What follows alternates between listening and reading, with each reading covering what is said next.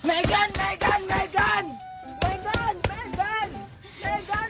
Sino ba yan? Alam mo, natutulog ang tao eh, tapos nag-iingay. Megan, tara, maglaro tayo! Maglalaro? Ano naman yung lalaruin natin? Tara, maglaro tayo dun, oh, sa White Sand. Kunwari, ililibing kita.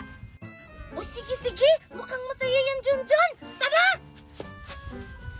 O sige, Megan, magsimula na tayo magkukay. O sige! Bilisan mo naman. Ayan! Ayan, oh, malalim na siya. O nga! Oh, ayan na, Megan. Humiga ka na. O sige! Ayan! O sige, tatabunan na kita ng buhangin, ha? O sige!